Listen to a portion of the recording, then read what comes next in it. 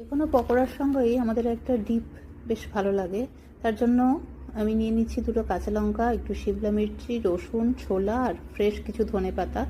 ছোলাগুলোকে আমি এইভাবে ছাড়িয়ে নিলাম খোসা থেকে আলাদা আলাদা করে। আর লাগবে কিছু ফ্রেশ একদম লেবু লাগবে, ভালো লাগে লেবুটা দিলে খেতে। ওটাকে আমি শুকনো অবস্থায় আগে গুঁড়ো করে নিলাম ছোলাটাকে, কারণ পরে জল জল হলে দানা দানা থেকে যেতে পারে।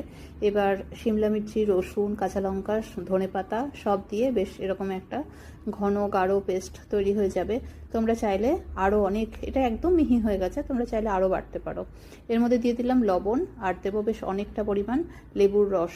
লেবুর রসটা দিলে খেতে ভালো লাগে, এটা অপশনাল, তোমরা চাইলে স্কিপ করতে পারো বা অল্প খুব সামান্য দিতে পারো। আর এটা যে কোনো কিছু, যেরকম আমি দেখাচ্ছি ভেটকি ফ্রাই বা চিকেন পকোড়া, যা যা আমি করি আর কি। আর এটা একটা কাঁচা সবজি, তো এর মধ্যে রসুনটাও আছে, তো এটা কিন্তু চাটতে চাটতে বেশ অনেকটা খেয়ে ফেলে। এটা ভেটকি ফিশ ফ্রাই।